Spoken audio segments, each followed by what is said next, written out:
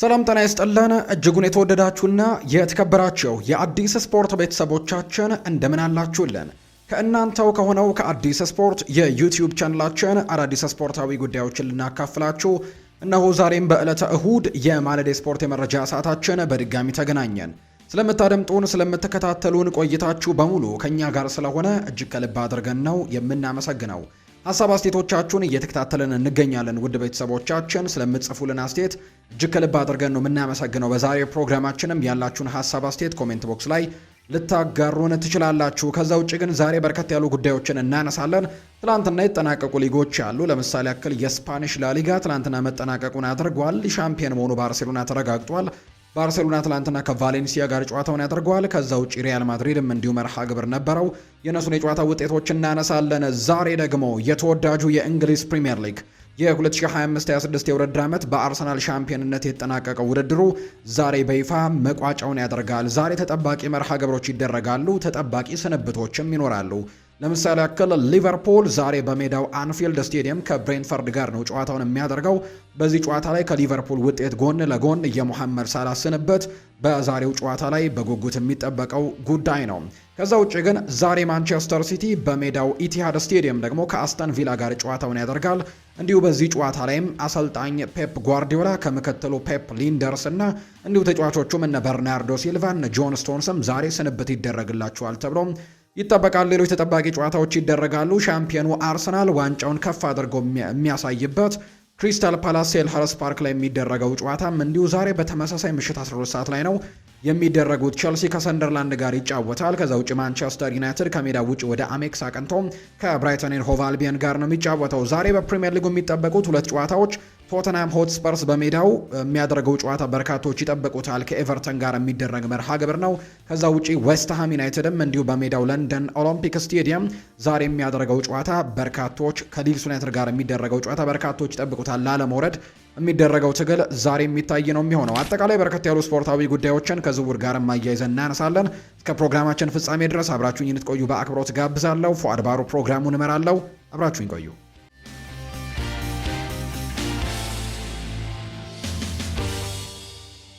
የሀገር ውስጥ መረጃን በማስቀደም ነው የምንጀምረው የዛሬ ፕሮግራማችንን። ትላንትና የኢትዮጵያ ከ17 ዓመት በታች ብሔራዊ ቡድናችን ወደ ዓለም ዋንጫው ለማለፍ በተለይ ኳታር ለምታስተናግደው የዓለም ዋንጫ ለማለፍ በታዳጊዎቹ ብሔራዊ ቡድንን ማለት ነው ትላንትና ጨዋታቸውን ያደርገው ነበር። ወሳኝ የተባለ ጨዋታን ነበር ከሞዛምቢክ ብሔራዊ ቡድን ጋር ጨዋታቸውን ያደረጉት። ይሄ ብሔራዊ ቡድናችን ታዳጊው የኢትዮጵያ ብሔራዊ ቡድን ከ17 ዓመት በታች ብሔራዊ ቡድናችን ማለት ነው በዚህ የአፍሪካ ዋንጫ ላይ በጣም ጠንካራ በነበረው ምድብ ወይም ደግሞ በጣም ከባዱ በሚባለው ምድብ በሶስቱ የሰሜን አፍሪካ ሀገራት መካከል በግብጽ በሞሮኮና ከቱኒዚያ ጋር መደልደላችን ይታወሳል። ጠንካራው ምድብ እንደሆነ በርካቶችም ሲያነሱ እንደነበር እናስታውሳለን። ከዚህ ምድብ ቱኒዚያን በማሸነፍ እንዲሁ ከግብጽ ጋር ደግሞ አቻ በመውጣትና በሞሮኮ በመሸነፍ በአጠቃላይ 4 ነጥቦችን በመሰብሰብ ነው የሞዛምቢኩን ጨዋታ ለማድረግ ብቁ የሆነው።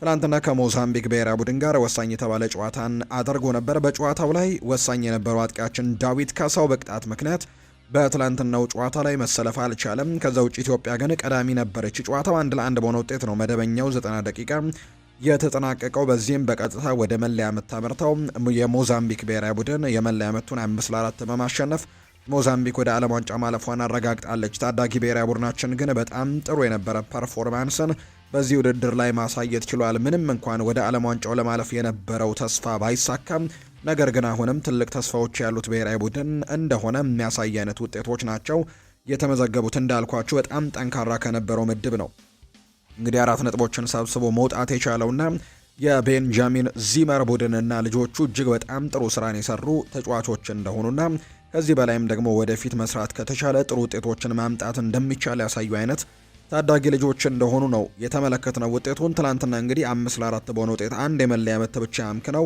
ከአምስቱ ማለት ነው በአጠቃላይ 5-4 በሆነ ውጤት ተሸንፈው ነው ከውድድሩ ውጪ እንደሆኑ ትላንትና የተመለከትነው። እንዳልኳችሁ መደበኛውን የጨዋታ ክፍለ ጊዜ 1-1 ነበር ያጠናቀቁት። በጨዋታው ላይ ለኢትዮጵያ ከ17 ዓመት በታች ብሔራዊ ቡድናችን የመሪነቱን ጎል አስቆጥሮ የነበረው አሚር ሚስባህ ነበር ያስቆጠረው። ውጤቱን ተከትሎ ኢትዮጵያ ለዓለም ዋንጫ ሳታልፍ ቀርታለች። ነገር ግን በጣም ብሩህ ተስፋዎች ግን በዚህ የቤንጃሚን ዚመር ቡድን እና በልጆቹ ተመልክተን ነው ትላንትና የተጠናቀቀው። ወደ ውጭ ሀገር ስፖርታዊ መረጃዎቻችን በቀጥታ እናምራ። ትላንትና የአውሮፓ ታላላቅ ሊጎች አንዳንዶቹ ሊጎች ትላንትና መጠናቀቃቸውን አድርገዋል። የስፓኒሽ ላሊጋ ለምሳሌ ትላንትና ነው መጠናቀቁን ያደረገው። በርካቶች በጉጉት የሚጠብቋቸው ጨዋታዎችም ትላንትና ተደርገዋል። እርግጥ ነው ሻምፒዮንን ቀደም ብሎ የለየ ሊግ እንደሆነ ይታወቃል። ባርሴሎና ቀደም ብሎ ይህንን ሊግ ማሸነፉን አረጋግጦ ነበር። ነገር ግን ባርሴሎና ከዛ በኋላ ግን ያደረጋቸውን ሁለት ጨዋታዎች ሽንፈት ገጥመውታል። በተለይ 100 ነጥቦችን ሰብስበው ለማጠናቀቅ የነበረው ዓላማ ሳይሳካ ቀርቷል። በ94 ነጥቦች ነው ሊጉን እንዳጠናቀቀ ትላንትና የተመለከትነው። ትላንትና የሚያደረገውን ጨዋታ እንዲሁ ሽንፈት ገጥሞታል። ባርሴሎና ከቫሌንሲያ ጋር ነበረ በኢስታዲዮ ሜስታያ ጨዋታቸውን ያደረጉት። ጨዋታውም በቫሌንሲያ 3-1 አሸናፊነት በሆነ ውጤት ተጠናቋል። የቫሌንሲያን የድል ግቦች ጉዌራ፣ ሮድሪጌዝ እና ራዮጂያ ሲያስቆጥሩ ለባርሴሎና በዚህ ውድድር ዓመት እንግዲህ እንደሚለያይ ወይም ደግሞ የትናንትናው ጨዋታ ለባርሴሎና የመጨረሻው እንደሆነ የተረጋገጠው ሮበርት ሌቫንዶስኪ ኳስና መረብን ማገናኘት ችሏል። የላሊጋው አሸናፊ ባርሴሎና 94 ነጥቦችን በመሰብሰብ የውድድር ዓመቱንም በሽንፈት ማጠናቀቁን ነው ትላንትና የተመለከት ነው። ከዛ ውጪ ሪያል ማድሪድ ድል ቀንቶታል። ሪያል ማድሪድ ትላንትና በሜዳው ኤል ኢስታዲዮ ሳንቲያጎ ቤርናቢው ከአትሌቲክ ቤልባኦ ጋር ነበር ጨዋታውን ያደረገው። የመጨረሻ ሳምንቱን መርሃ ግብር 4-2 በሆነ ውጤት ማሸነፍ ችሏል። የሎስ ብላንኮቹን የማሸነፊያ ግቦችም ኬሊያን ምባፔ፣ ጁድ ቤሊንጋም፣ ብራሂም ዲያዝ እና እንዲሁ ደግሞ ጎንዛሎ ጋርሲያ ኳስና መረብን ማገናኘት የቻሉ ተጫዋቾች ናቸው። ውጥንቅጥ የበዛበት የሪያል ማድሪድ የውድድር ዓመት በድል ትላንትና መጠናቀቅ ችሏል። በተለይ አስቸጋሪ የሚባል የውድድር ዓመትን ያሳለፉት በውጤቱ ረገድ በጣም አስቸጋሪ ነበር። በምንም አይነት መድረክ ላይ ዋንጫ ማምጣት ሳይችሉ ያጠናቀቁበት የውድድር ዓመት እንደሆነ ይታወቃል። ከዛ ውጪ ደግሞ በሌሎችም ነገሮች በመልበሻ ክፍልም የነበረው ትርምስንም የምናስታውሰው ነው። ያ ሁሉ ትርምስ እንግዲህ ይሄ የውድድር ዓመትን መጨረሻው አድርጓል። ትላንትና ስንብት የተደረገላቸው ሰዎች ያሉ ለምሳሌ ያክል ዳኒ ካርቫል፣ ዳቪድ አላባ ትናንትና ስንብት እንደተደረገላቸው ተመልክተናል። በኋላ ላይ ከሪያል ማድሪድ ጋር የተያዙ መረጃዎችን ስናነሳ በስንብቶቻቸው ላይ ምን አይነት ቃላቶችን ተናገሩ፣ ምን አይነት ስንብቶች ተደረጉ የሚለውን ጉዳይ በስፋት የምናነሳ ይሆናል። ትናንትና ግን ሪያል ማድሪድ በድል የውድድር ዓመቱን አጠናቋል። በዚህም በ86 ነጥቦች ሁለተኛ ደረጃን ይዞ ያጠናቀቀ ቡድን ሆኗል። ሌሎችን ውጤቶች በወፍ በረር እንመልከት። ማዮርካና ሪያል ኦቪዬዶ ጨዋታቸውን አድርገው ማዮርካ 3-0 በሆነ ውጤት ማሸነፍ ችሏል። ዢሮናና ኤልቼ ጨዋታቸውን 1-1 ነው ያጠናቀቁት። ኤታፌ ኦሳሱናን 1-0 አሸንፈዋል። ኤስፓኞልና ሪያል ሶሴዳድም 1-1 ጨዋታቸውን ሲያጠናቀቁ ሌቫንቴ ደግሞ እንዲሁ ጨዋታውን ከሪያል ቤቲስ ጋር አድርጎ በሪያል ቤቲስ 2-1 አሸናፊነት ተጠናቋል። ሴልታ ቪጎ ሲቪያን 1-0 በሆነ ውጤት ያሸነፈበትም ትናንትና የተደረገ ሌላኛው መርሃ ግብር ነው። ራዮ ቫይካኖ ዲፖርቲቮ አላቬስን 2-1 ያሸነፈበት መርሃ ግብር ትናንትና የተደረጉ ጨዋታዎች እንደነበሩ የምናስታውሰው ጉዳይ ነው። እንግዲህ ትናንትና በዚህ መልኩ ተጠናቋል። በአጠቃላይ የስፓኒሽ ላሊጋን የደረጃ ሰንጠረዦች ስንመለከት ደግሞ እንግዲህ ቪያሪያል እና አትሌቲኮ ማድሪድ ጨዋታቸውን የሚያደርግ ይሆናል። ከዛ በፊት ግን ትናንትና በአጠቃላይ ሌሎቹ ቡድኖች ውድድራቸውን አጠናቀዋል። በዚህም ባርሴሎና 94 ነጥቦችን በመሰብሰብ በአንደኝነት አጠናቆታል ይህንን ውድድር። በአንጻሩ ሪያል ማድሪድ በ86 ነጥቦች በ8 ነጥቦች አንሶ ሁለተኛ ደረጃን ይዞ ነው ያጠናቀቀው። ቪያሪያል በ69 ነጥብ ሶስተኛ ደረጃ ላይ ተቀምጧል። አትሌቲኮ ማድሪድም በተመሳሳይ 69 ነጥብ አራተኛ ደረጃ ላይ ይገኛል። አንዳንድ ቀሪ ጨዋታ አላቸው እነዚህ ሁለት ቡድኖች። ሪያል ቤቲስም በ38 ጨዋታዎች የሰበሰበው 60 ነጥብ ነው።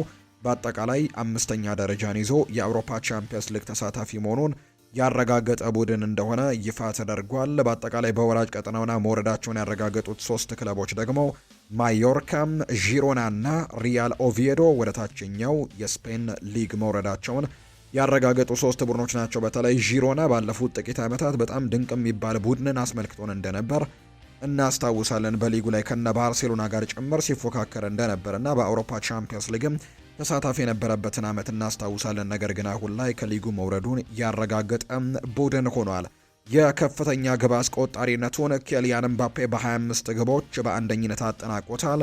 ቬዳት ሙሪኪ በ23 ግቦች ሁለተኛ ደረጃን ይዞ ሲያጠናቅቅ፣ አንቴ ቡሚደር ከኦሳሱና 17 ግቦች ያሉት፣ ፌራን ቶሬስ ከባርሴሎና፣ ላሚን ያማል ከባርሴሎና እና ቪኒሲዮስ ጁኒየር ከሪያል ማድሪድ ደግሞ 16 ጎሎችን ያስቆጠሩ ተጫዋቾች ናቸው። የአሲስቱን ደረጃ ላሚን ያማል በ11 አሲስቶች በበላይነት አጠናቆታል። ሉዊስ ሚላ ከኬታፌ 10 አሲስቶችን አድርገዋል። አርዳ ጉሌር ከሪያል ማድሪድ፣ ፈርሚን ሎፔዝ ከባርሴሎና እና ፔድሪ ከባርሴሎና 99 አሲስቶችን በማድረግ የስፓኒሽ ላሊጋን በዚህ መልኩ ነው እንዳጠናቀቁ የተመለከትነው። ዛሬ ደግሞ በስፓኒሽ ላሊጋ የመጨረሻው ጨዋታ ይደረጋል። አንድ መርሃ ግብር ብቻ ነው በስፓኒሽ ላሊጋ የሚቀረው። እሱም ዛሬ ልክ ምሽት 4 ሰዓት ሲል የሚደረገው ቪያሪያል በሜዳው ኢስታዲዮ ዴላ ሴራሚካ ከአትሌቲኮ ማድሪድ ጋር የሚያደርገው ጨዋታ በርካቶች በጉጉት የሚጠብቁት ጨዋታ ይሆናል ተብሎ ይታሰባል። የመጨረሻ ሳምንት የስፓኒሽ ላሊጋ ጨዋታዎችም ቀጥለው እየተደረጉ ይገኛሉ። ትላንትና 2 ጨዋታዎች ነበሩ። ቦሎኛና ኢንተር ሚላን ጨዋታቸውን 3-3 በሆናቸው ውጤት ነው ያጠናቀቁት። በቦሎኛና በኢንተር ሚላን መካከል በተደረገው ጨዋታ በዚህ ጨዋታ ላይ ለኢንተር ሚላን ግቦቹን ያስቆጠሩት ፒዮ ኤስፖሲቶ ኳስና መረብን ማገናኘት ችሏል። ከዛ ውጪ ዲዩፍም እንዲሁ ጎል ያስቆጠረ ተጫዋች እንደሆነና ፌዴሪኮ ዲ ማርኮም የዚህ ውድድር ዓመት የጣሊያን ሴሪኤ ምርጡ ተጫዋች ተብሎ የተሸለመው ተጫዋችም እንዲሁ ግቦቹን ያስቆጠሩ የኢንተር ሚላን ተጫዋቾች እንደሆኑ ነው በትላንትናው ጨዋታ ላይ የተመለከትነው። በዚህም ኢንተር ሚላን ጨዋታውን 3-3 በሆናቸው ውጤት ነው ማጠናቀቅ እንደቻለም የተመለከትነው። ሌላኛው በጣሊያን ሴሪኤ ትላንትና የተደረገው መርሃ ግብር ደግሞ ላትሲዮና ፒያዛም ያደረጉት ጨዋታ ነው። የጨዋታ በላትሲዮ 2-1 አሸናፊነትም የተጠናቀቀ ውጤት እንደሆነ ነው የተመለከትነው። ሌላኛው በጀርመን ደግሞ የዲኤፍቢ ፖካል የፍጻሜ ጨዋታ ትላንትና ተደርጓል። በዚህም ባየር ሚኒክ ከስቱትጋርት ጋር ያደረገውን የዲኤፍቢ ፖካል የፍጻሜ ጨዋታ 3-0 በሆነ ውጤት በማሸነፍ ነው ሻምፒየን መሆኑን ያረጋገጠው። እንግሊዛዊው አጥቂ ሃሪ ኬን 3 ግቦችን በማስቆጠር የባየር ሚኒክን የማሸነፊያ ግቦች ማስቆጠር የቻለ ተጫዋች ነው። በትናንትናው የፍጻሜ ጨዋታ ላይ ሃትሪክ መስራት ችሏል። ባየር ሚኒክ የዲኤፍቢ ፖካል ዋንጫን ለ21ኛ ጊዜ ማሸነፍ ችሏል። ሃሪ ኬን በውድድር ዓመቱ በሁሉም ውድድሮች ባደረጋቸው 52 ጨዋታዎች 61 ግቦችን በአጠቃላይ ማስቆጠር ችሏል። እጅግ ድንቅ የውድድር ዓመትን አሳልፏል ዘንድሮ። ባየር ሚኒክም በዚህ ዓመት በአጠቃላይ የጀርመን ቡንደስሊጋን የዲኤፍቢ ፖካል ዋንጫንና የፍራንስ ቤከንባወር ሱፐር ካፕ ዋንጫን በማሸነፍም የሶስትዮሽ ድልን ማሳካት መቻላቸውን ነው የተመለከት ነው።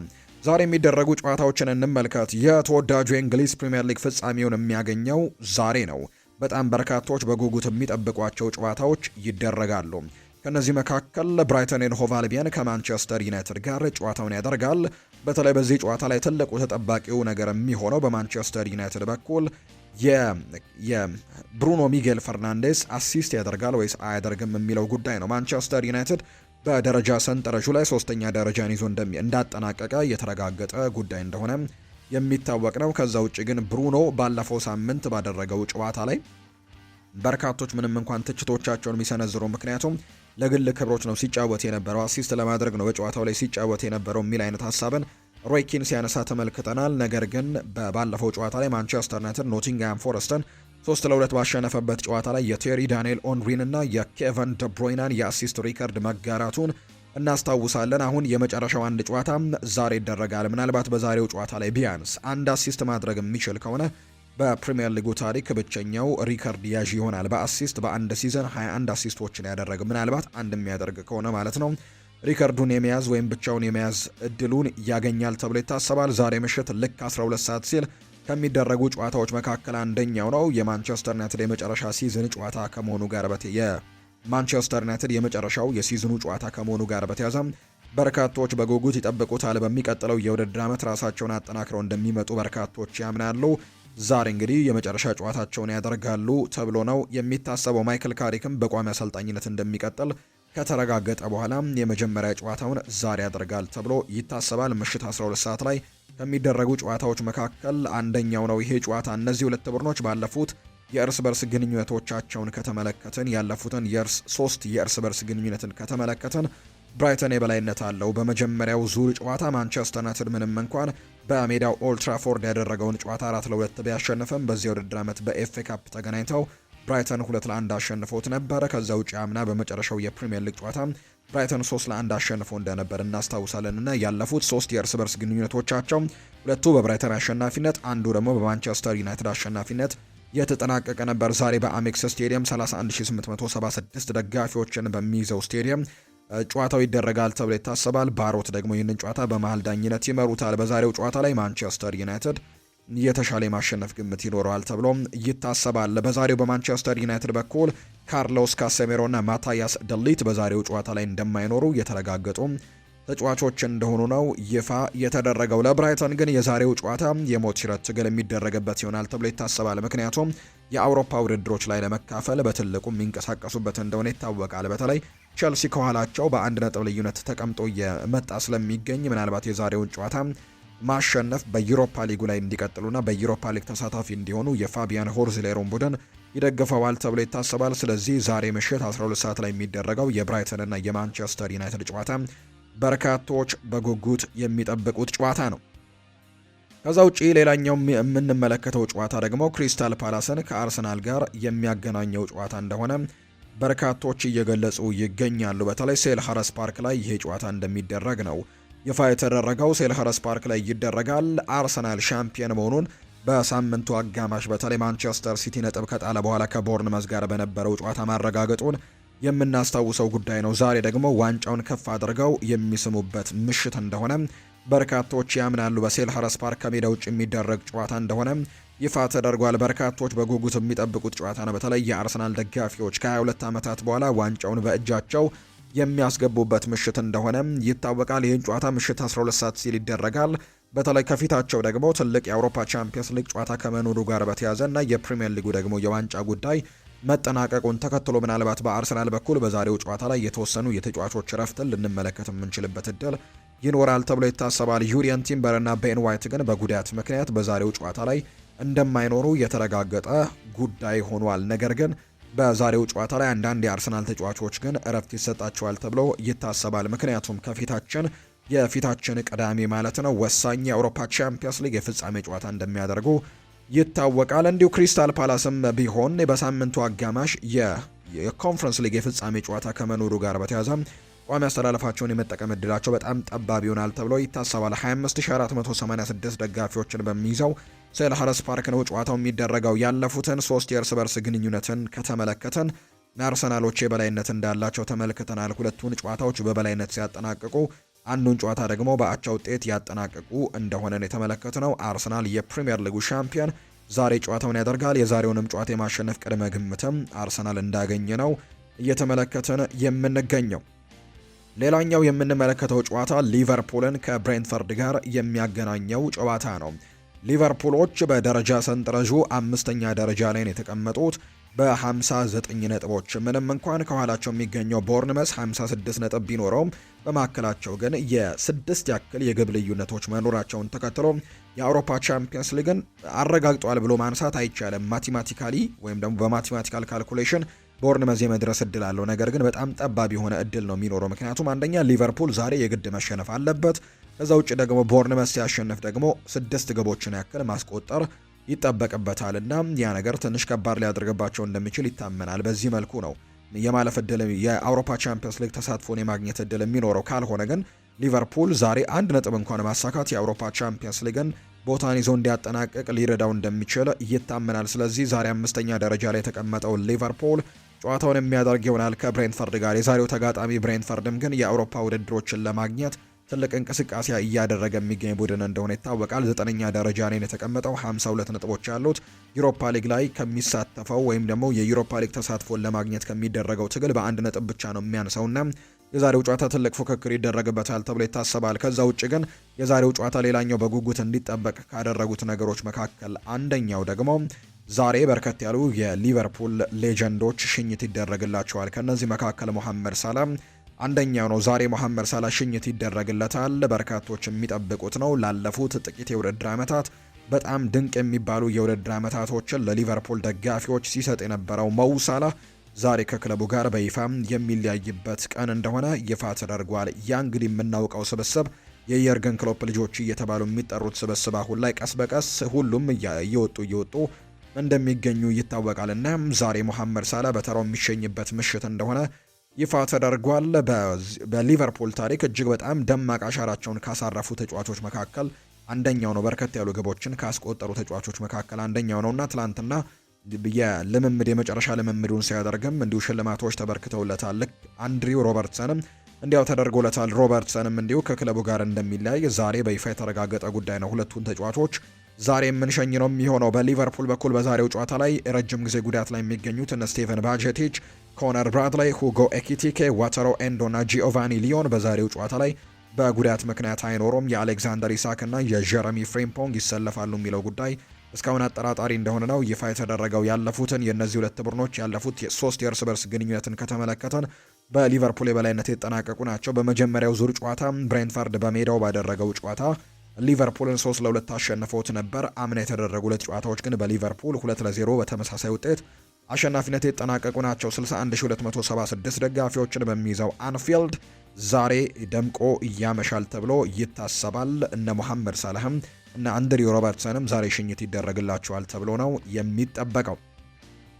ሌላኛው የሚደረገው ጨዋታ ማንቸስተር ሲቲን ከአስተን ቪላ ጋር የሚያገናኘው ጨዋታ ነው። ይሄ በኢቲሃድ ስቴዲየም የሚደረግ መርሃ ግብር ነው። ለመርሃ ግብር ማሟያ ካልሆነ በስተቀር ማንቸስተር ሲቲ አስተን ቪላ የአውሮፓ ቻምፒየንስ ሊግን ተሳትፎን ማረጋገጣቸው ይታወሳል። ማንቸስተር ሲቲ ፕሪሚየር ሊጉን የማሸነፍ እድሉ ነበረው። ነገር ግን በሳምንቱ አጋማሽ ላይ በቦርንመዝ ነጥብ መጣሉን ተከትሎ አርሰናል ሙሉ ለሙሉ የዘንድሮ ሻምፒዮንነቱን ማረጋገጡ ይታወሳል። ስለዚህ ዛሬ ለማንቸስተር ሲቲ ያን ያክል የምንም አይነት ለውጦችን የደረጃም ለውጥ የለውም። ምናልባት የነጥብ ለውጥ ካልሆነ በስተቀር የሚፈይደው ነገር እንደሌለ በርካቶች ያምናሉ። ነገር ግን ከሁሉም በላይ የሚጠበቀው ነገር ግን በጣም ወሳኝ የሚባሉ ሰዎችን ዛሬ ይሰናበታሉ። ማንቸስተር ሲቲን ባለፉት 10 ዓመታት እጅግ አስደናቂ የውድድር ዓመታትን እንዲያሳልፍ ይሄ ቡድን በአውሮፓ ጭምር እጅግ ተፈሪ እንዲሆን ካደረጉት ሰዎች መካከል አሰልጣኝ ፔፕ ጓርዲዮላ ከማንቸስተር ሲቲ ጋር የሚለያይበት የመጨረሻው መርሃ ግብሩ ነው። ዛሬ ምሽት የሚደረገው ምሽት 12 ሰዓት ላይ የሚደረገው ጨዋታ ባለፉት 10 ዓመታት ለዚህ ቡድን 20 ዋንጫዎችን ማሳካት ችሏል የሚታወስ ነው። የመጀመሪያው እንግዲህ እንደመጣም የመጀመሪያው ቃለ መጠይቅ በነበረው ጊዜ ማንም ሰው ፔፕ ጓርዲዮላ በእንግሊዝ ይሳካለታል ብሎ በርካቶች አላመኑም ነበር። ከሚጫወተው የጨዋታ ፍልስፍና አንጻር በጀርመን በስፔን ስኬታማ ሆኗል። ነገር ግን በእንግሊዝ ኃይለኛ ግጭቶች እንዲሁ አግሬሲቭ እግር ኳስ ከዛ ውጭ ደግሞ በጣም ፈጣን እግር ኳሶች ባሉበት ሊግ ላይ የፔፕ ጓርዲዮላ ፍልስፍና አይሰራም የሚል አይነት ሀሳቦች ሲሰጡ እንደነበር እናስታውሳለን። ነገር ግን ያንን አሳክቶት አስመልክቶናል። በመጀመሪያው ቃለ መጠይቁ ላይ ያንን ለማሳካት ነው እዚህ የመጣሁት የሚል አይነት አስተያየትንም ጭምር ሰጥቶ እንደነበር እናስታውሳለን። ከዛ ውጪ በመጀመሪያው የውድድር ዓመቱ ሻምፒዮን አልሆነም ነበርና እንግዲህ በሚቀጥሉት ዓመታት ይህንን ቡድንህን ወይም ደግሞ ይህንን ፍልስፍናን ትቀይራለህ ወይ የሚል አይነት ሀሳብም ጭምር ቀርቦለት ነበር። በጭራሽ ብሎ ነበር። ከዛ በኋላ ግን ባደረጋቸው ዓመታት 20 ዋንጫዎችን ለዚህ ቡድን አምጥቷል። ፕሪሚየር ሊጉን በጣም ዶሚኔት አድርጎትም እንደ አጠናቀቀውም እናስታውሳለን። ምናልባት በአምናና ዘንድሮ ሻምፒዮን መሆን አልቻለም እንጂ በተከታታይ ሻምፒዮን ያልሆነበት የውድድር ዓመት አልነበረም። ከዛ ውጭ ግን 4 በተከታታይ ደግሞ ሻምፒዮን የሆነበት የውድድር ዓመታቶች እንደነበሩ እናስታውሳለን። ማንቸስተር ሲቲ የሚፈልገውን የአውሮፓ ቻምፒየንስ ሊግን ዋንጫ ጭምር ያመጣላቸው አሰልጣኝ እንደሆነ ይታወቃልና ያንን ድንቅ ነገሮችን በዚህ እግር ኳስ ክለብ ውስጥ የሰጣቸውን አሁን ላይ ሐውልት ለማቆም እየተዘጋጁለት የሚገኘውን ድንቁን አሰልጣኛቸውን ዛሬ ከአስተን ቪላ ጋር በሚደረገው የመጨረሻው መርሃ ግብር የሚሰናበቱት ነው የሚሆነው። ከፔፕ ጓርዲዮላ ውጪ ግን ሌሎች ሰዎችም ዛሬ ስንብት ያደርጋሉ። ከነዚህ መካከል ባለፉት እንግዲህ ጥቂት የውድድር ዓመታትም ልክ እንደ ፔፕ ጓርዲዮላ ሁሉ በፔፕ ጓርዲዮላ የውድድር ዓመታት ውስጥ ድንቅ የሚባል እግር ኳስን ሲያሳየን ከነበሩት ተጫዋቾች አንደኛው ፖርቱጋላዊው በርናርዶ ሲልቫ ዛሬም ስንብት ከሚደረግላቸው ተጫዋቾች መካከል አንደኛው ነው። ከዛ ውጪ ጆን ስቶንስም ዛሬ ማንቸስተር ሲቲን ይሰናበታል። እንዲሁ ፔፕ ሊንደርስም አምና ቢሆንም የመጣው በፔፕ ጓርዲዮላ የምክትል ስራ ላይ ግን የምክትል አሰልጣኝነት ቦታ ላይ ፔፕ ሊንደርስን ስንመለከተው ነበር። እሱም ዛሬ ስንብት ከሚደረግላቸው ሰዎች መካከል ይሆናልና በማንቸስተር ሲቲና በአስተን ቪላ ጨዋታ ላይ በርከት ያሉ ስንብቶች ይኖራሉ ተብሎ ይታሰባል። በማንቸስተር ሲቲ በኩል በዛሬው ጨዋታ ላይ ሁሉም በሙሉ ጤንነት ላይ ይገኛሉ። ማንም ሰው ጥያቄ ውስጥ የለም፣ ወይም ደግሞ ሁሉም ይሰለፋሉ፣ ሁሉም የመሰለፍ እድል አላቸው ተብሎ ነው የሚታሰበው። በአንጻሩ በአስተን ቪላ በኩል ግን ግብ ጠባቂ ኤሚሊያኖ ማርቲኔዝ የተወሰነ ጉዳት እንደገጠመው ይፋ ተደርጓል። በዛሬው ጨዋታ ላይ መሰለፍ እድሉ አጠራጣሪ እንደሆነ ነው ይፋ የተደረገው። ባለፉት የእነዚህ ሁለት ቡድኖች የእርስ በርስ ግንኙነትን 3 ጨዋታዎችን ከተመለከትን አስተን ቪላ የበላይነት አለው። በመጀመሪያው ዙር በቪላ ፓርክ በተደረገው ጨዋታ አስተን ቪላ ማንቸስተር ሲቲን 1-0 አሸንፎት ነበር። አምና በኢቲያድ ማንቸስተር ሲቲ አስተን ቪላን 2-1 አሸንፎ ነበር። እንዲሁ በቪላ ፓርክ አምና የተደረገው ጨዋታ ደግሞ በቪላ 2-1 አሸናፊነት የተጠናቀቀ መርሃ ግብር እንደነበር የምናስታውሰው ጉዳይ ነው። በዛሬው ጨዋታ ላይ ግን እንዲሁ ስንብቶችን የምንመለከትበት መርሃ ግብር ይሆናል ተብሎ ይታሰባል።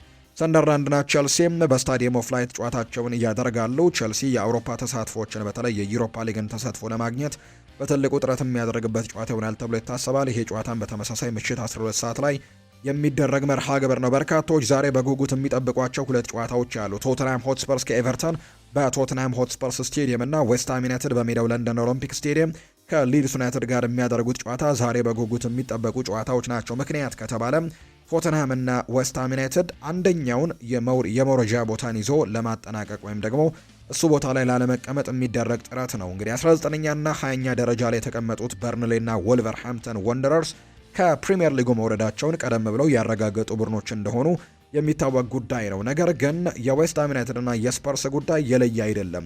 ሁለቱም የመውረድ እድሉ አላቸው። ዛሬ እንግዲህ ጨዋታቸውን የሚያደርጉት ስፐርስ 38 ነጥቦችን ይዞ 17ኛ ደረጃ ላይ ተቀምጦ ነው። በአንጻሩ ዌስትሃም ዩናይትድ 36 ነጥቦችን ይዞ 18ኛ ደረጃ ላይ ተቀምጦ ነውና ዛሬ ስፐርስ ምናልባት ጨዋታውን በአቻ ውጤት በማጠናቀቅ የሚችል ከሆነ የጎል ዲፍረንሳቸው በጣም ሰፊ 12 የጎል ዲፍረንስ ከመኖሩ ጋር በተያዘ ስፐርስ የመትረፍ እድሉ በጣም ሰፊ ነው። በዛሬው ጨዋታ ላይ ቢያንስ አንድ ነጥብን ማግኘት የሚችል ከሆነ ዌስትሃም ዩናይትድ ግን የዛሬውን ጨዋታ የግድ አሸንፎ ነው የስፐርስን ውጤት መጠበቅ የሚኖርበትና የዛሬው ጨዋታ በትልቅ ጉጉት የሚጠበቁ ጨዋታዎች ይሆናሉ ተብሎ ይታሰባል። በዚህ ምክንያት በጣም ተጠባቂ ናቸው ተብሎ ነው የሚታሰበው። ቶተንሃም በተለይ ከኤቨርተን ጋር ነው ጨዋታውን የሚያደርገው። የኤቨርተኑ አሰልጣኝ ዳቪድ ሞይስ የዌስትሃም ዩናይትድ አሰልጣኝ እንደነበሩ እናስታውሳለን እና አስቴታቸውን ሰጥተዋል። ዌስትሃም እንዲወርድ በጭራሽ አልፈልግም ሲሉ ሀሳባቸውን ሰጥተው ነበርና ለቀድሞ ክለባቸው ውለታን ለመዋልም በዛሬው ጨዋታ ላይ ቶተንሃምን ለማስጨነቅ ፍላጎቱ እንዳላቸው ጭምር አሰልጣኝ ዳቪድ ሞይስ ተናግረዋል። የዛሬው ጨዋታ ይጠበቃል። የሮቤርቶ ዲዘርቢ ቡድን የመትረፍ እድሉ ሰፋ ያለ እንደሆነ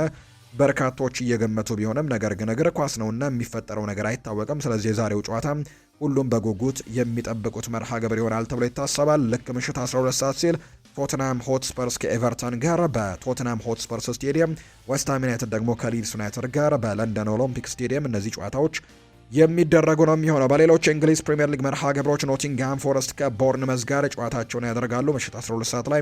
ሌላኛው የሚደረግ ጨዋታ ነው። ፉልሃም በሜዳው ክራቨን ኮቴጅ ከኒውካስል ዩናይትድ ጋር ሁለቱ 19ኛና 20ኛ ደረጃ ላይ ይዘው መውረዳቸውን ያረጋገጡት በርንሌና ወልቭስ በተርፍ ሙር ጨዋታቸውን አድርገው ተያይዘው ወደ ሻምፒዮንሺፕ የሚወርዱበት ጨዋታ ይሆናል ተብሎ ይታሰባል። የዛሬ የመጨረሻ ጨዋታቸውን ነው የሚያደርጉት።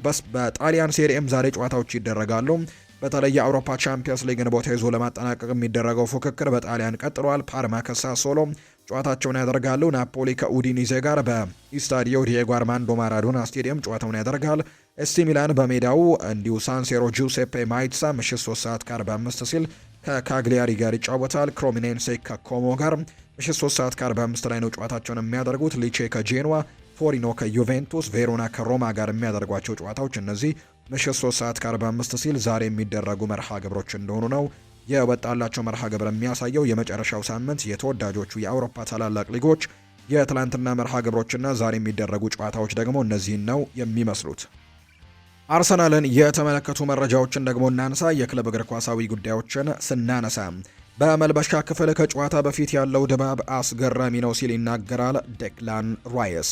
በመልበሻ ክፍል ከጨዋታ በፊት ያለው ድባብ እጅግ በጣም አስቸጋሪ ነው፣ በደንብ ተቀርጾ ተቀምጧል፣ እያንዳንዱን ነገር ታዩታላችሁ ሲልም ጭምር ነው የተናገረው። እንግዲህ ዶክመንተሪ ይወጣል ተብሎ ይታሰባልና እያንዳንዱ ነገርን በዛ ላይ ትመለከቱታላችሁ ሲልም ነው ዴክላን ራይስ ሀሳቡን የሰጠው። ሚኬል አርቴታ ከጨዋታ በፊት እንዴት ደግሞ ቡድኑን እየያዘ እንደሚገኝና የተያዘ ለማድረግ እንደሚሞክርም እጅግ በጣም ያስገርማል። ከጨዋታ በፊት መልበሻ ክፍሉ ላይ ፓርቲ ያለ ነው የሚመስለው፣ በጣም ድንቅ ነው ሲልም ጭምር ይናገራል። በተለይ ዴክላን ራይስ ወደ እዚህኛው ቡድን እንዲመጣ ወደ አርሰናል እንዲመጣ ካደረጉት ምክንያቶች መካከል አንደኛው የሚኬል አርቴታ አስተያየት እንደነበር ይፋ አድርጓል። ወደ ሌሎች ክለቦች የማምራት ትልቅ እድል ነበረኝ፣ ነገር ግን ሚኬል አርቴታን ካገኘሁት በኋላና ፕሮጀክቱን ካስረዳኝ በኋላ ምን አይነት ድንቅ ስራን ሊሰራ እንዳሰበ ከተመለከቱኝ በኋላ ወደ አርሰናል መምጣትን ምርጫ ያድርጌያለሁ ሲል በነበረው ቃለ ምልልስ ላይ ተናግሮ እንደነበር ይታወሳልና አሁን ደግሞ የመጨረሻውን ጨዋታ ከማድረጋችን በፊት በጣም ድንቅ ነገርን በመልበሻ ክፍል ውስጥ እየተመለከትን እንገኛለን። ሁሉንም ነገር በቪዲዮ ሲወጣ ትመለከቱታላችሁ ሲልም ጭምር ነው የተናገረው ዴክላን ራይስ። ኖኒ ማንድዌኬ ጥያቄ ቀርቦለት ነበር። ክለብህ በመከላከል ደረጃ ምርጡ ቡድን ነው፣ የምትገጥሙት የአውሮፓ ቻምፒየንስ ሊግ የፍጻሜ ጨዋታ ላይ ደግሞ ምርጡን የአጥቂ ቡድን ፓሪስ ሳን ዠርሜንን ነው፣ በዚህ ላይ ምን ትላለህ የሚል ጥያቄ ቀርቦለት ነበር። እንግሊዛዊው ኖኒ ማንድዌኬ ሲናገር በአውሮፓ ቻምፒየንስ ሊግ ምርጥ ከሚጠበቁ ቡድኖች መካከል አንዱ እኮ እኛም ነን ሲልም ጭምር ይናገራል። በውድድሩ ብዙ ካገቡት ቡድኖች መካከል አንዱኛ አይደለንም ወይ ሲልም ጥያቄ ያቀርባል። ስለዚህ ምርጡ የሚያጠቃና የሚከላከል ቡድን ነን ሲልም ጭምር ነው የተናገረው። ስለዚህ እኛ ምርጡ የሚከላከል ቡድንም ምርጡ የሚያጠቃም ቡድንም እኛ አርሰናሎች ነን ሲልም ነው ኖኒ ማንድዌኬ የተናገረው። ዊሊያም ሳሊባም ከፓሪስ ሳን ዠርሜን ጋር ከሚደረገው ጨዋታ ጋር አያይዞ እሱም ሀሳቡን ሰጥቷል። ባለፈው ዓመት አስፈሪ ነበሩ ሲልም ይናገራል ፓሪስ ሳን ዠርሜንን። ዘንድሮም አሁንም አስፈሪ ናቸው። ምንም የተለወጠ ነገር የለም። እነሱን ለማሸነፍ ከፈለግን 100% ዝግጁ መሆን አለብን በጨዋታው ላይ ሲልም ጭምር ነው የተናገረው ዊሊያም ሳሊባ ስለ ፓሪስ ሰን ዠርመን ሲናገር። ዊሊያም ሳሊባ ይቀጥልና አሁን ሊጉን ማሸነፍ ጀምረናል፣ የመጀመሪያ ነው። እናም በጣም ደስተኛ ነኝ፣ ነገር ግን አሁንም አልጠገብኩም፣ ተጨማሪ ፈልጋለሁ ሲልም ነው ዊሊያም ሳሊባ እየተናገረ የሚገኘውና ድንቅ ስራንም እንሰራለን ሲልም ጭምር ተናግሯል። ኬት ስታርመር ቻምፒየንስ ሊግ ፍጻሜ በነፃ እንዲታይ ጠይቀዋል። የእንግሊዙ ጠቅላይ ሚኒስትር ኬር ስታርመር ቴንቲ ስፖርት የቻምፒየንስ ሊግ ፍጻሜን የሀገሪቱ ሕዝብን በነፃ እንዲያሳይ ጠይቀውታል። የቀጥታ ማሰራጫው ጣቢያው ባለፉት 3 አስርተ ዓመታት ወይም 30 እና ከዛ በላይ ዓመታት ፍጻሜውን በነፃ ለተመልካቾች ያደርስ ነበር። ይሁን እንጂ በዚህ ዓመት ሶስቱንም የአውሮፓ መድረክ ፍጻሜ ጨዋታዎች የዩሮፓ ሊግን፣ ኮንፈረንስ ሊግንና ቻምፒየንስ ሊግን በክፍያ ብቻ ማቅረቡን ያስታወቀው። ይህንን ተከትሎ የአርሰናል የልብ ደጋፊ የሆኑት ጠቅላይ ሚኒስትሩ ውሳኔው አሳዝኖኛል ሲሉ ነው ደብዳቤ የላኩት። ጠቅላይ ሚኒስትሩ ለተቋሙ በላኩት ደብዳቤ ከ20 ዓመታት በኋላ በምናደርገው ታሪካዊ የፍጻሜ ጨዋታ ላይ ሁሉም ደጋፊ ቡድናቸውን እንዲመለከት ፈልጋለሁ ሲሉ ጭምር ተናግረዋል። ስለዚህም ይህንን ጨዋታን በነፃ እንድታደርጉ ትፈልጋለሁ ሲሉ ነው ለቲኤንቲ ስፖርት ደብዳቤ መላካቸው ይፋ የተደረገው። የማንቸስተር ዩናይትድ ጉዳዮችን ደግሞ ወደ እናንተ እናደርስ። ብሩኖ ሚጌል ፈርናንዴስ ትላንትና የዓመቱ ምርጥ ተጫዋች የሚለውን ሽልማት በፕሪሚየር ሊጉ ማሸነፉን እናስታውሳለን። ከትላንትናው ሽልማት በኋላ የተለያዩ ሀሳቦችን አጋርተዋል። የቡድን አጋሮቼ በርካታ ግቦችን ባታስቆጥሩ ኖሮ ይህንን ሽልማት የማሸነፍ እድል በጭራሽ አይኖረኝም ነበር። ስለዚህም ትልቅ ምስጋና የሚገባችሁ ለእናንተ ነው ሲል ብሩኖ ሚጌል ፈርናንዴስ ሀሳቡን ሰጥቷል። በተለይ የትላንትናው ሽልማትም በጣም አስደስቶኛል ሲልም ጭምር ነው የተናገረው።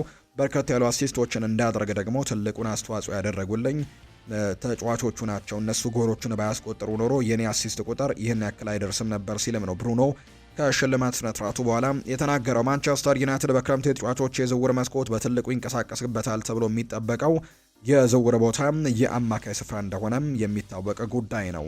በዛ ቦታ ላይ ትልቅ እንግዲህ እንቅስቃሴዎች ይደረጋሉ ተብሎ ይታሰባል። ማቲዮስ ፈርናንዴስም አንደኛው ቅድሚያ የሚሰጠው ጉዳይ እንደሆነ ይፋ ተደርጓል። ማንቸስተር ዩናይትድ ከማቲዮስ ፈርናንዴስ ወኪሎች ጋር ካደረገው ውይይት በኋላ ተጫዋቹ ከሌሎች ፈላጊ ክለቦች ይልቅ ለዩናይትድ ቅድሚያ ለመስጠትም ፍላጎት እንዳለው ጭምር እንደሚያምን ነው መረጃዎች የወጡት።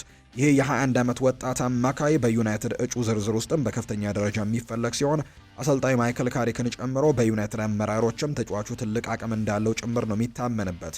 ነገር ግን የዝውውር ስኬታማ መሆን ዌስትሃም የሚጠይቀው የዝውውር ሂሳብና በክለቡ የፕሪሚየር ሊግ ቆይታ ላይ የተመሰረተ ይሆናል ተብሎ ይታሰባል። ምናልባት እንግዲህ ከበድ ያለ ጥያቄዎችን የማያቀርቡበት ከሆነ ለማንቸስተር ዩናይትድ ስኬታማ የሚባል ዝውውር የመሆን እድል ይኖረዋል ተብሎም ይታሰባል። ስለዚህም ማቲዮስ ፈርናንዴስን ለማስፈረም የሚደረግ ትልቅ ፉክክር ይኖራል ተብሎ ቢታሰብም ማቲዮስ ፈርናንዴስ ግን ማንቸስተር ዩናይትድን እንደሚመርጥ ነው ይፋ የተደረገው። ዌስትሃም ዩናይትድ ዛሬ በተለይ የሚወርድ ከሆነ በሚቀጥለው የውድድር ዓመት በሻምፒዮንሺፕ የመጫወት ፍላጎት አይኖረውም እና ተጫዋቹን ለማግኘት ማንቸስተር ዩናይትድ ረከስ ያለ ዋጋ ጭምር ሊያቀርብ የሚችልበት እድሉ እንዳለ ጭምር ይፋ ተደርጓልና በክረምቱ በማንቸስተር ዩናይትድ ቤት ልንመለከታቸው ከምንችላቸው የዝውውር ኢላማዎች ወይም ደግሞ የአማካይ ዝውውሮች መካከል አንደኛው ይሄው ፖርቱጋላዊ ማቲያስ ፈርናንዴስ ሊሆን የሚችልበት እድሉ እንዳለ እየተነገረ ነው። ሌላኛው ኤደርሰን ነው። ከአታላንታ ጋር ማንቸስተር ዩናይትድ ላቅ ያለ ንግግሮችን ማድረጋቸውን የሚያሳዩ መረጃዎች እየወጡ ነው። ማንቸስተር ዩናይትድ እና አታላንታ መካከል በኤደርሰን ዝውውር ጉዳይ ላይ የሚደረገው ድርድር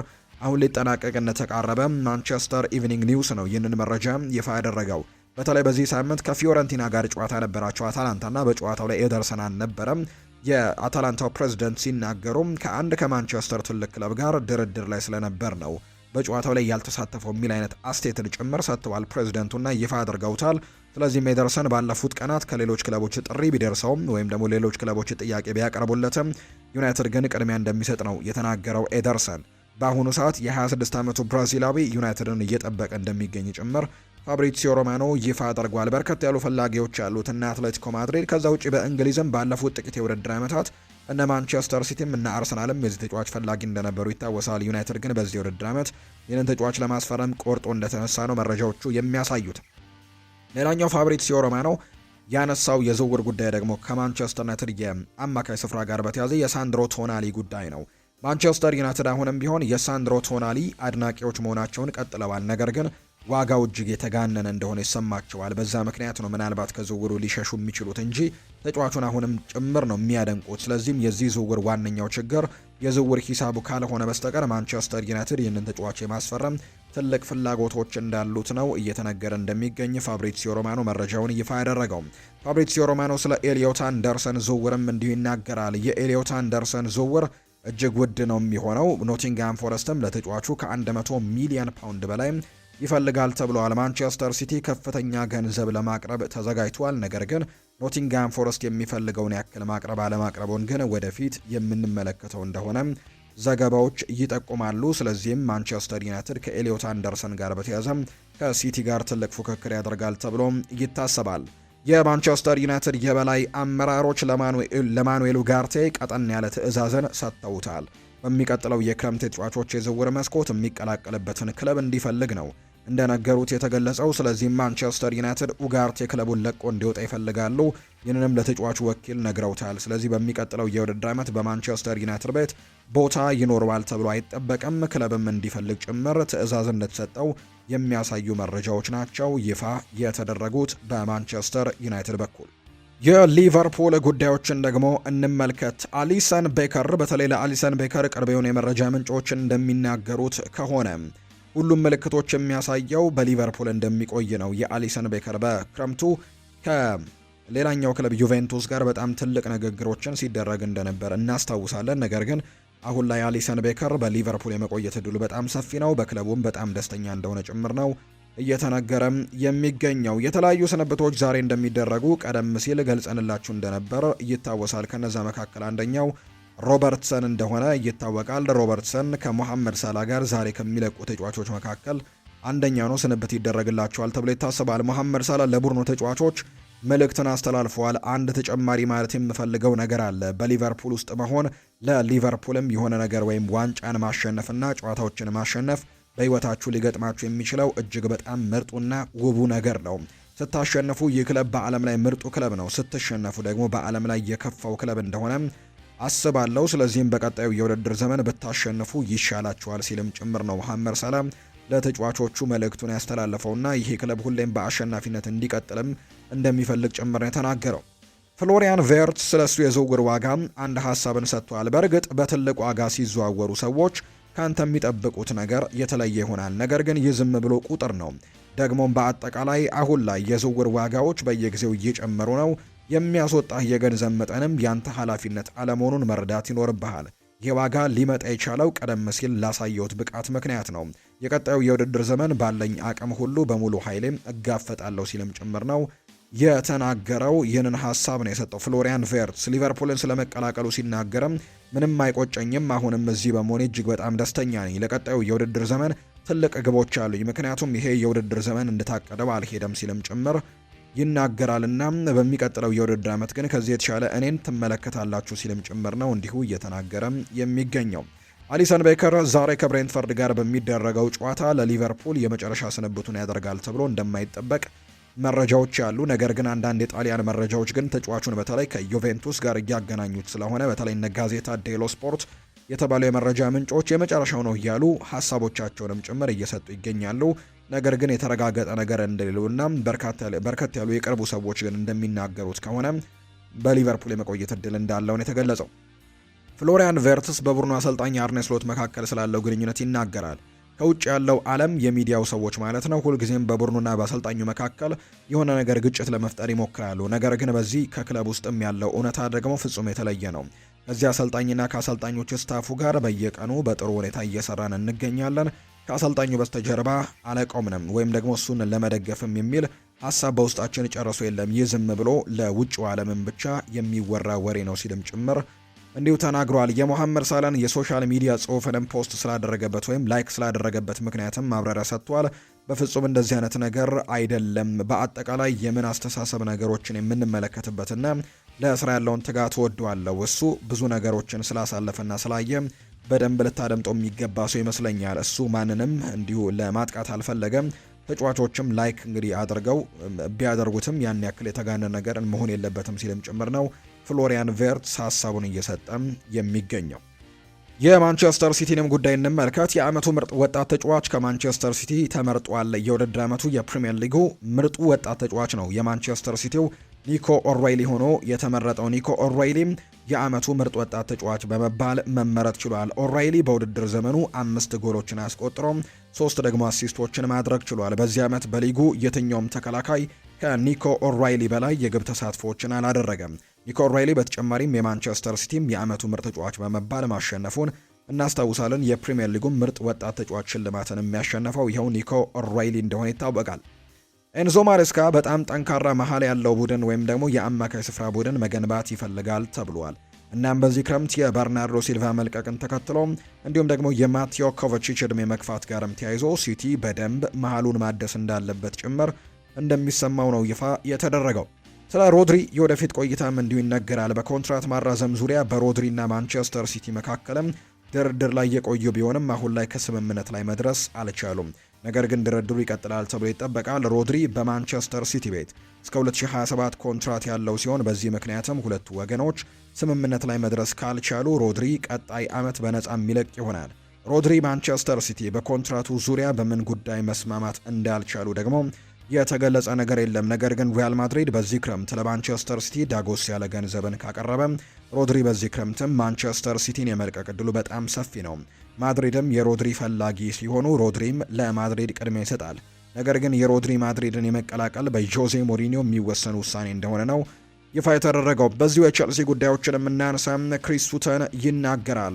ኤንዞ ፈርናንዴዝን ጨምሮ አንዳንድ የክለቡ ኮከቦች በሊያም ሮስኔር የአጮት ዘዴ እንግዲህ አለመመቸት እናም የክለቡን አካሄድ ስላልተዋጠላቸው ደስተኞች አልነበሩም። እንደ ባርሴሎና አይነት ከትልልቅ ቡድኖችም ጥያቄ ቢቀርብላቸውም ውድቅ ለማድረግ ከባድ እንደሆነ እነ ማርክ ኩኮሬያም ግልጽ አድርገው እንደነበር አስታውሳለሁ ብለዋል ክሪስ ሱተን።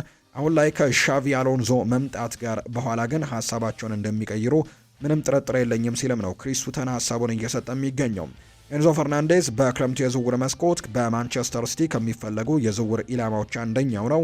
እናም በኤንዞ ማሬስካን በጣም ከሚፈለጉ ተጫዋቾች መካከልም ቀዳሚ ይሆናል ተብሎ የሚጠበቀው ይህ ተጫዋች ነው። እስካሁን ተጫዋቹ ከክለቡ መውጣት እንደሚፈልግ ግን የሚያሳይ ምንም አይነት ፍንጭን እንዳላሳየ ነው ፍሎሪያን ፕሌተንበርግ የስካይ ጀርመኒው ዘጋቢም የተናገረው። ምንም እንኳን የኤንዞ ማሬስካው ማንቸስተር ሲቲ ኤንዞን ማስፈረም ከከፍተኛ ፍላጎት ጋር ቢኖረውም ክለቡ የሚጠይቀውን 130 ሚሊዮን ፓውንድ ግን የመክፈል ምንም አይነት ሀሳብ እንደሌለው ከቼንድ ኦፍሳይድም መረጃውን ይፋ አድርጓል። የሲቲ ዋነኛ ዓላማ በአሁኑ ሰዓት የኖቲንግሃም ፎረስቱን አማካይ ኤሊዮት አንደርሰንን ማስፈረም እንደሆነ ነው ከቼንድ ኦፍሳይድ መረጃውን ይፋ ያደረገው። በመጨረሻ የኤንዞ ፈርናንዴዝን ቀጣይ ዕጣ ፈንታ የሚወስነው ቻቪ አሎንዞ ነው ተብሏል። ተስማሚ ምትክን ማግኘት እንደሚችል ከተሰማው ሊለቀው እንደሚችል ይፋ ተደርጓል። ካልሆነ ግን እንዲቆይ ግፊት ሊያደርግበት እንደሚችል ነው መረጃዎች እየወጡ የሚገኙት። ስለዚህ ሁሉም ነገር በእጁ ያለው በሻቪ አሎንዞ እጅ ላይ እንደሆነ ይፋ ተደርጓል። ሪስ ጄምስ ስለ ሻቪ አሎንዞ ሹመት ተጠይቆ ምላሹን ሰጥቷል። በክለብ ውስጥ ያሉ ሁሉም ሰዎች በሹመቱ ተደስተዋል። በከፍተኛ ደረጃ የተጫወተ ተጫዋች ነበር። ሁሉንም ዋንጫዎችንም ማለት ይቻላል አሸንፏል ብዬ አስባለሁ። አብረን አስደሳችና ስኬታማ ጊዜያቶችንም እናሳልፋለን ብዬ ተስፋ አደርጋለሁ ሲል ነው ሪስ ጄምስ ለሻቪ አሎንዞ ሹመት ሀሳቡን የሰጠው። ካሉም ማክፋርለንም ስለ አካዳሚ ተጫዋቾች ለሻቪ አሎንዞ ከተናገረው ላይ ሀሳቡን ሰምተናል። ይህ ሽግግር ማድረግ የሚችሉ ወደ ዋናው ቡድንም ማደግ የሚችሉ ብዙ ተጫዋቾች አሉ። የቡድኑ አምበል ሪስ ጄምስን መመልከት ይቻላል። ላቪ ኮልዌል፣ ትሬቨር ቻሎባ እነዚህ የኮብሃም ውጤቶች ናቸው። በዓለም አቀፍ ደረጃም የታወቀ አካዳሚ ነው።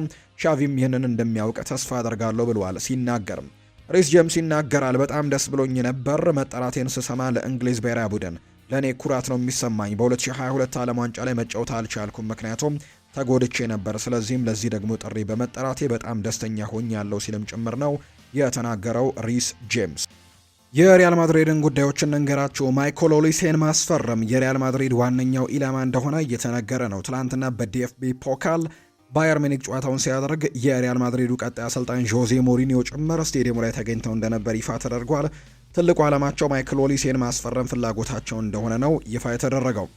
ፍሎሬንቲኖ ፔሬዝ በፕሬዝደንትነት ዘመናቸው ያሸነፏቸውን 7 የቻምፒየንስ ሊግ ዋንጫዎችን የሚያሳይ ግዙፍ ባነር ይፋ አድርገዋል። በባነሩም ገና ብዙ የሚሰራ ታሪክ ይቀራል የሚል ጽሑፍም ጭምር እንደተጻፈበትን የተናገረው ቦታው ዮሃን ላፖርታ በ2020 ሁላችሁንም ዳግመኛ ለማየት ጓጉቻለሁ የሚል መፈክር ተጠቅሞበት የነበረው እንደነበር ነው ዘገባዎቹ የጠቆሙት።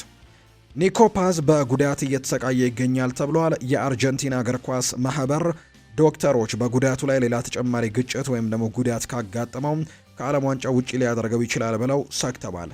ኮሞ በበኩሉ ተጫዋቹ ከክሮሜኔንሴ ጋር ለሚደረገው ጨዋታ ዝግጁ ነው እያለ ቢሆንም ኒኮ ፓዝ ግን የአርጀንቲናን ምክር በመስማት በጨዋታው ላይ ላይሳተፍ እንደሚችል የሚያሳዩ መረጃዎች ናቸው የስፔን አርጀንቲና መረጃውን ይፋ ያደረገው። ዳቪድ አለባ ትላንትና ስንብት አድርጓል። ረጅም ንግግር የለኝም ብሏል። አልተዘጋጀውም፣ ደግሞም ጥቂት እፈራለሁ። ለእነዚህ ዓመታት ላደረጋችሁልኝ ነገር ሁሉ ግን ላመሰግናችሁ እወዳለሁ። ለሰጣችሁኝ ድጋፍ ላመሰግናችሁ ፈልጋለሁ። የገጠመኝን ጉዳት ከባድ ነበረ፣ ካሰብኩት በላይ ደግሞ በረገጥኩበት ሜዳ ላይ ያሳለፍኩት ጊዜም አነስተኛ ነበር። ነገር ግን እናንተ ሁልጊዜም ከጎኔ ቆማችኋል። ለሁሉም ነገር አመሰግናችኋለሁ ሲልም ጭምር ነው የተናገረው። ዳኒ ካርቫሃል ይናገራል። ያለፉት 2 የውድድር ዓመታት ከባድ ነበሩ፣ ነገር ግን ሪያል ማድሪድ ያሸንፋል፣ እኛም እንመለሳለን ብሏል። ዳኒ ካርቫሃል ትላንትና ስንብት ሲያደርግ በ5 ዓመታት ውስጥ 4 ቻምፒየንስ ሊግን ያሸነፈበትን ያንን ቡድን ላስታውሰው እወዳለሁ። ክሪስቲያኖ ሮናልዶ፣ ኤከር ካሲያስ፣ ሰርጂዮ ራሞስ፣ ካርሎ አንቸሎቲ፣ ዚነዲን ዚዳንን ማስታወስ ፈልጋለሁ ብሏል ዳኒ ካርቫሃል ሲናገር።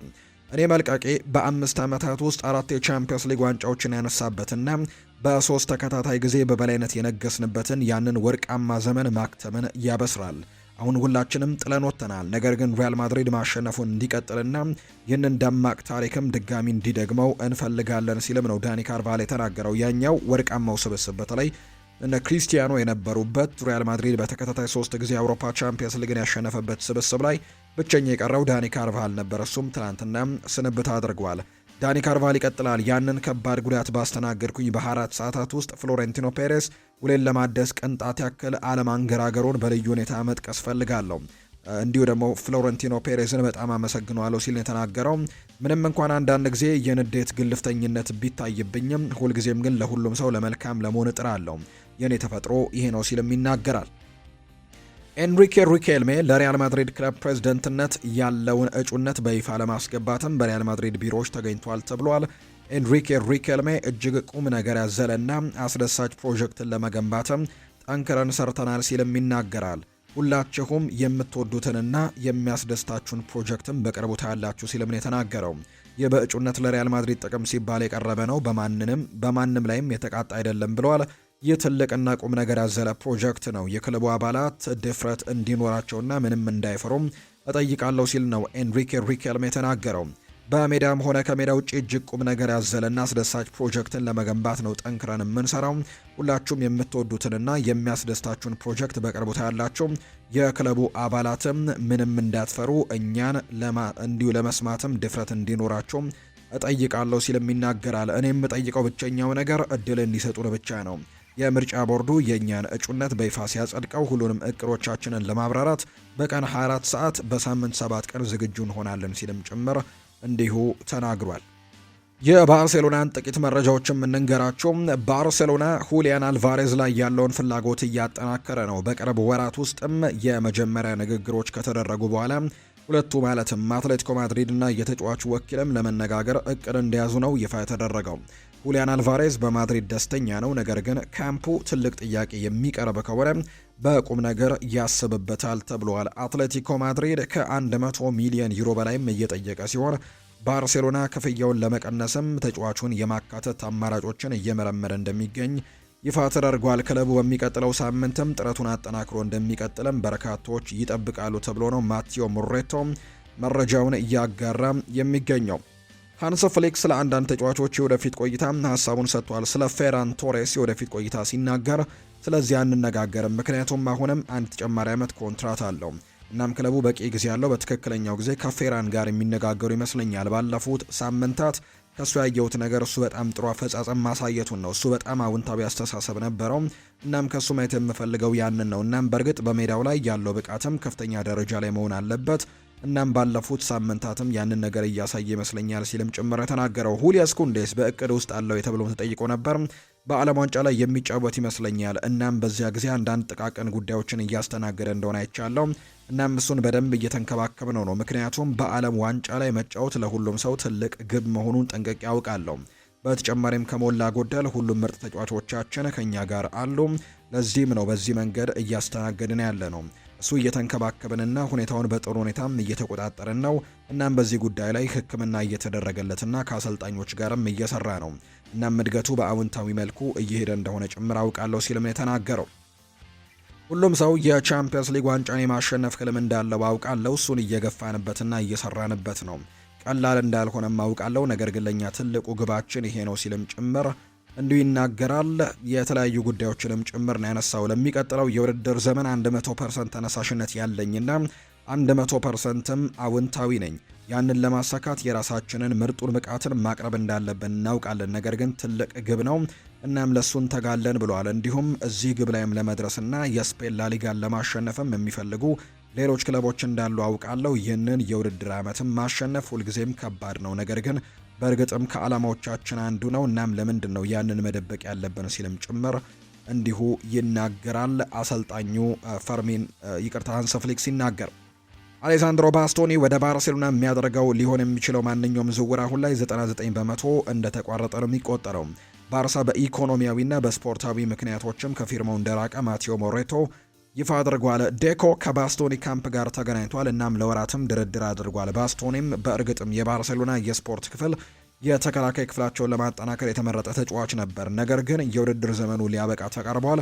የባርሴሎና የስፖርት ክፍልም ሌላ ግምገማ ደግሞ ካደረገ በኋላ ሃንስ ፍሊክ የባስቶኒ ፕሮፋይልን ከሚፈልጉት የማል ተከላካዮች ፍላጎት ጋር እንደሆነው 100% እርግጠኛ ስላልሆነ ከፊርማው ለመራቅም መወሰናቸውን ነው ማቴዎ ሞሬቶ ጨምሮ እየዘገበ የሚገኘው።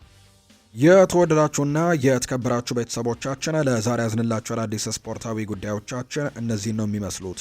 ስላደመጣችሁን፣ ስለተከታተላችሁን ቆይታችሁም ከኛ ጋር ስለነበረ እጅጉን ከልብ አድርገን እናመሰግናለን። ፉአድ ባህሩ የዛሬውን ፕሮግራም እየመራው ከእናንተ ጋር ቆይታን አድርግ ያለው የተለያዩ ስፖርታዊ ጉዳዮችን ወደ እናንተ ያደረስንበት የዛሬ ፕሮግራማችንም ይህንን ይመስል ነበር። ቆይታችሁን ከኛ ጋር ያደረጋችሁ በሙሉ እጅግ ላቅ ያለ ምስጋናችንን ለእናንተ ማቅረብ እንወዳለን። መልካም ጊዜ፣ መልካም ደግሞ ቀን እንዲሆንላችሁ ነው በአክብሮት የምመኘው።